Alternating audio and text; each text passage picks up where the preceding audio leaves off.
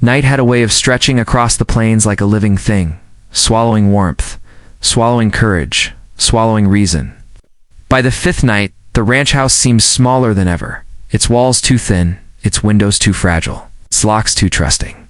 She paced the narrow hallway with a lantern trembling in her hand. Her breath shallow, her heartbeat flinching at every creak. She had never been the kind of woman who's scared easy. But fear had a way of building on itself when it visited again and again, without showing its face. The first night, she dismissed the sounds as coyotes. The second night, she blamed the wind. The third night, she blamed her own tired imagination. But by the fifth night, there was no room left for excuses. Only the cold certainty that something out there had found them. Something patient enough to keep coming back, and bold enough to draw closer each time. The rancher sat by the fire with the weariness of a man who had seen too much, and still felt.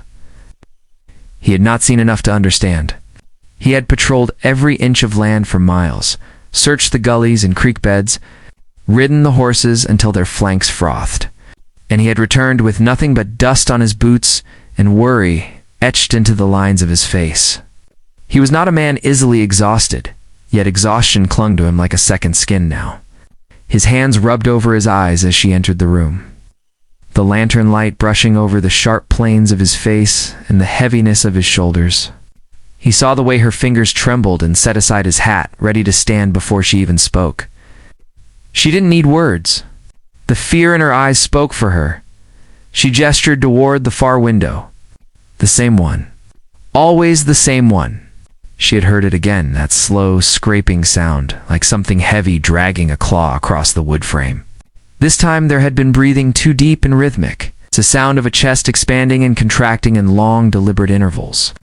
Not desperate, not panicked, not animal-like, but patient. Almost thoughtful. She told him she could feel it through the wall like the vibration of distant thunder. Her voice cracked as she said it, though she tried to hide it. Tried to be strong because she knew how exhausted he was. He rose anyway, because tired or not. Fear on her face was something he couldn't sit through. The two of them stepped into the narrow hallway. The lantern cast long shadows across the wooden planks and threw their silhouettes against the wall like specters walking alongside them. The house groaned with the cold outside, the beams settling as the temperature dropped, and every sound felt amplified. When they reached the window, the air felt different, thicker, as though the night itself was pressing in. He reached for the curtain, and she steadied the lantern. Her breath hitched. His jaw tightened. Together they lifted the fabric, just enough to see outside. Something was standing there. The darkness made the shape difficult to understand. But it was too tall for a man, too broad for a horse, too upright for any creature that belonged to these plains. Its edges were blurred by the night, but its presence was undeniable, silent, looming, watching. It didn't move at first, as if waiting for the moment their eyes met. Then it turned its head slowly, the motion deliberate, and its eyes caught a fragment of the lantern's glow. They glinted like polished metal, reflecting back at them with unnatural sharpness. She staggered back, instinct kicking in before thought. And he grabbed her arm, grounding her before she fell. The shock of her fear mirrored something inside him, but he kept his face steady for her sake. He stepped between her and the window, almost without realizing it, his body forming a barrier. Outside, the shape shifted again, its weight pressing into the earth with a sound too faint to be human footsteps. Then the shape melted back into the darkness, leaving nothing but the afterimage of those gleaming eyes burned into their memories. She clung to his sleeve, whispering that it would return, that it always returned, that it watched them, circled them, waited for something. He didn't argue. He had seen enough in those few seconds to know she had not imagined a thing. He guided her back into the main room, letting her sit at the table so he could set the lantern down. He put more wood on the fire, though the flames did nothing to ease the cold that had settled into the air. Exhaustion seeped through him. But underneath it, something else had been stirred. A waking-gore, maybe, or resolve, or simply the stubbornness of a man who refused to let fear root itself in the woman standing across from him. She tried to hide how her hands shook. He tried to hide how slow his movements had become. weighed down by 5 nights of guarding, listening, staying awake until dawn. They had barely spoken in days, both too tired to do anything but wait for whatever hunted them. Their meals had been untouched. Their sleep had become a series of brief, shallow dozes. Their world had shrunk to the small circle of lantern light inside the old ranch house. But tonight felt different. Something in the air had changed. Something in him had changed as well. He crossed the room and checked the rifle leaning against the wall. The metal felt cold, almost unnervingly so. And the wood stock held faint scratches from being gripped too tightly night after night.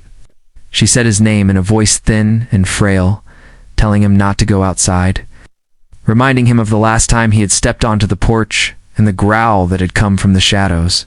He remembered. He remembered the way his boots had vibrated from the power of it. He turned to her with a look she had never seen on him before, not fear, not defeat, not desperation. Something harder. Something that came from deeper inside him, the place where men decided the limits of what they would allow in their lives. He wasn't angry at her, or at himself. He was angry at the thing stealing her sleep, her breath, her peace. He couldn't stop the exhaustion. But he could stop this. He walked to the front door. She rose so quickly, her chair nearly toppled behind her. She reached him before he could lay his hand on the lock, grabbing his arm, begging him to think, to wait until sunrise, to not do something reckless. She said she couldn't bear to hear the door open and feel him step outside to face whatever waited in that terrible darkness. She said she couldn't bear to lose him. Her voice broke. That was what stopped his breath for a moment. Not the monster. Not the danger. He placed a hand over hers, not pulling away, not shaking her off, just holding her still for a heartbeat. He could feel how cold her fingers were. He could feel the fear running through her like a fever. For a brief second, he considered giving in, staying inside, waiting out the night like they always did. But the memory of those eyes outside the boldness, intent tore away the hesitation. He told her without words that he was done being hunted. That he was done letting her tremble through every night. That if anything was going to end tonight, it would be the fear, not them.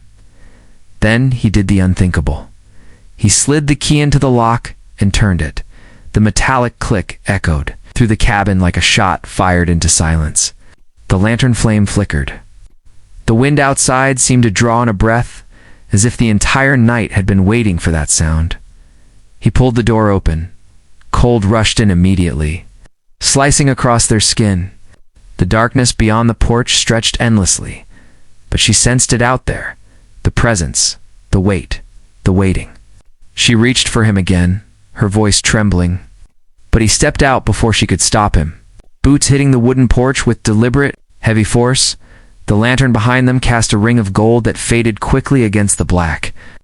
He walked to the edge of the porch, posture straight, shoulders squared. The exhaustion in his body no longer visible in his stance. He called into the night, loud and sharp, forcing whatever listened to reveal itself. The plains went still. Then a sound came from the left. Not a growl. Not a scrape. A slow shifting of weight, like something standing up from crouching. She gasped and pressed her hand to her mouth. The rancher didn't move except to tighten his grip on the rifle. A shape formed at the edge of the light. Massive, wrong in its proportions, its outline bending around the faint glow. Those same metallic eyes flashed again, watching him, unblinking, assessing. The creature it was, took one step forward. The boards beneath the porch vibrating. He didn't retreat. She stood frozen in the doorway, torn between rushing out to drag him back and slamming the door shut. But she couldn't move. She could only watch the man who had protected her for 5 nights step into danger with the fearlessness of someone who had already decided the outcome. He raised the rifle and leveled it toward the shadows. The creature lowered its head, as if preparing to lunge. The night held its breath. The woman held hers, and the rancher stood firm, knowing that whatever happened next would determine everything. Whether this would be the night they reclaimed their lives, or the night they lost them to the darkness waiting just beyond the porch.